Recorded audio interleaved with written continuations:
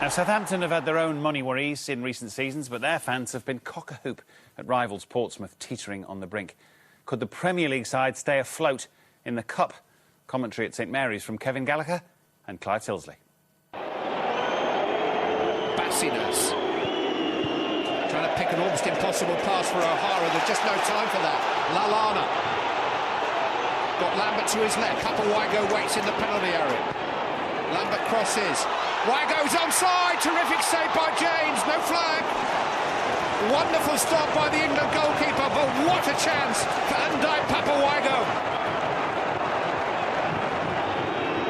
The space here from Mullins.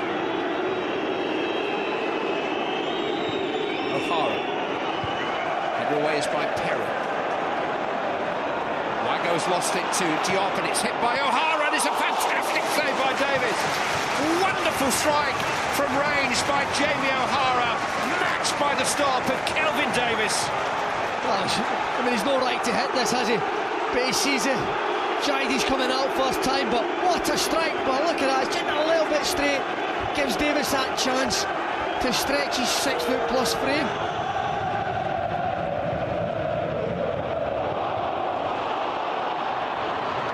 Heradison concedes the corner.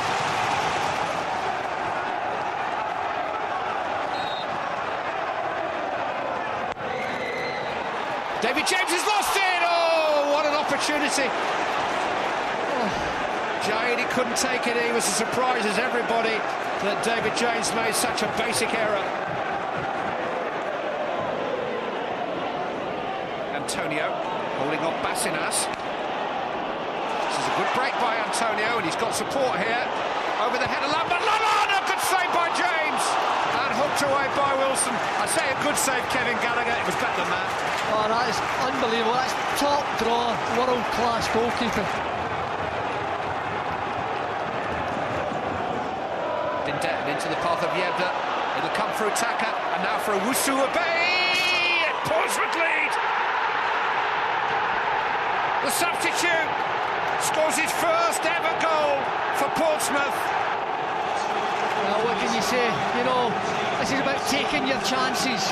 When you do get a chance, he sweeps across, but how nonchalant does he just do it? He doesn't go for a strike, he goes for placement. And when it comes across to him, he just shifts it left on his right foot. And a nice little bend and place shot past Kelvin Davis. We want to have to pay by the letter for a replica shirt with his name on the back. Quincy Owusu Obey. Harding with the free kick. Towards Lambert! There's the reply! Portsmouth led for less than 3 minutes. It's Ricky Lambert again.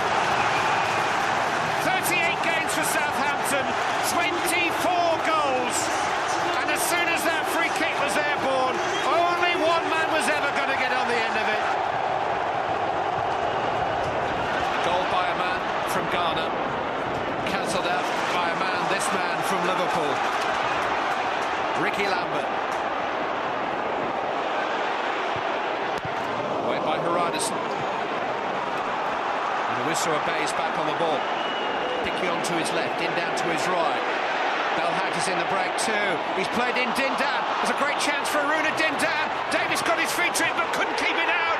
And Aruna Dindan puts Portsmouth back in front.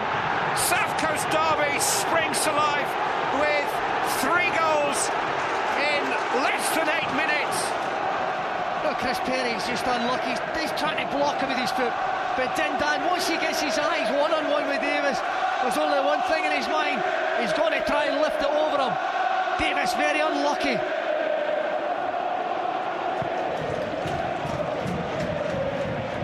Antonio. Lambert. Here's Barnard. Hooked it back towards Lallana. Barnard offside. Won't count. Won't count. Lee Barnard was offside. Well, it's just the pressure that was put on, getting little flicks here and there between the two strikers, and you just see it there as Lallana's had the shot. Barnard 2 yards offside, he knew it himself. If Barnard lets it run and lets Lallana put it in, it's a goal.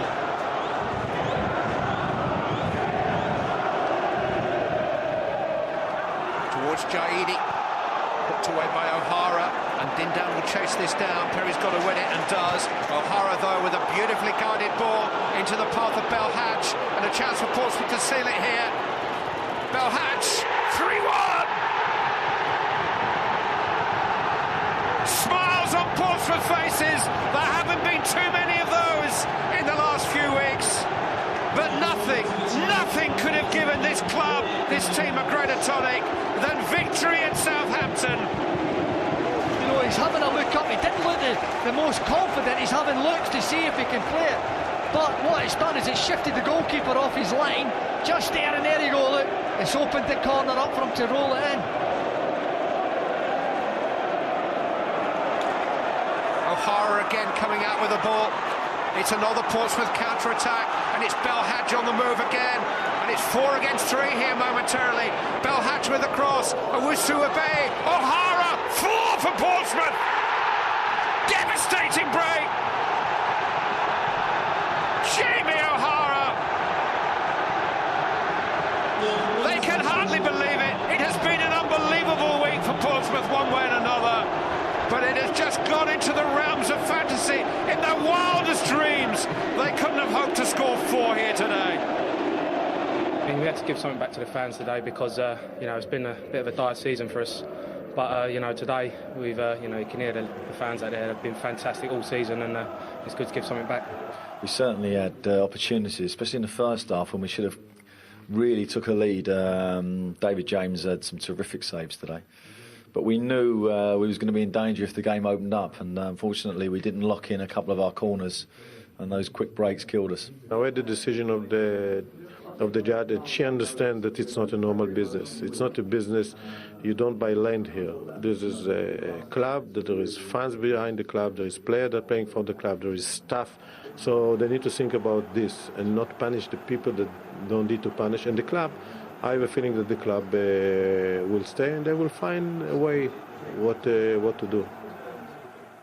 I was lucky enough to be at St Mary's today. Fantastic atmosphere, boys. So many elements to this game. You both know exactly what the passions are like on the South Coast.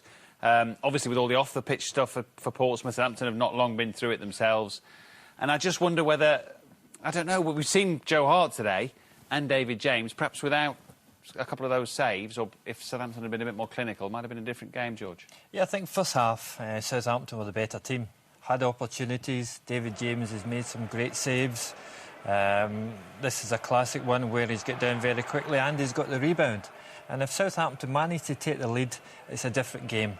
But it's about taking opportunities. Yeah, it gets away with that. I mean, I think Southampton has won the last 5 games, but when you're playing against Premiership teams, when you've got opportunities, you've got to take them, otherwise they're going to punish you. And that's what happened as the game went on. Yeah, just couldn't beat him with a couple of those headers.